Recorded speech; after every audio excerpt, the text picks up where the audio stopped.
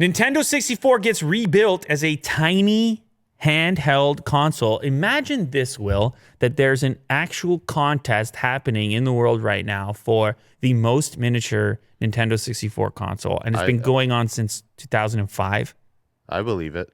And modders, they have different rules, whether it's working with the original components or being allowed to create new circuit boards. And it's just, you're just, wow. Mm-hmm. It's a whole thing, and it is sophisticated and it is comprehensive. Yeah. And the record has recently been broken by this YouTube user, actually. Of course, who else would do it? Be a YouTube user. And this guy's name is G-Man Mods on YouTube. And he has condensed it down into about a 6-minute video, creating a pretty nice little package, Nintendo 64, which is about the size of a cartridge. Uh-huh. And he has used the original components, and he has done some trimming, motherboard trimming and rearranging in order to fit it in a substantially smaller form factor.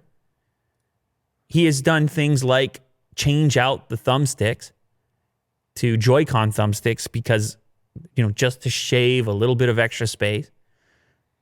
It is just a tremendous amount of attention and detail to go out and build one of these. And this is that's your new world record holder.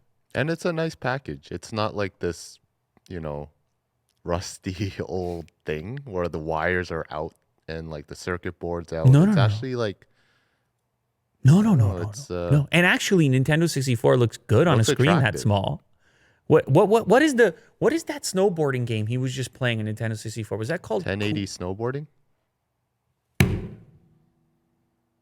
What? This game? Yeah. 1080 snowboarding. Oh my God, what a throwback. Oh yeah.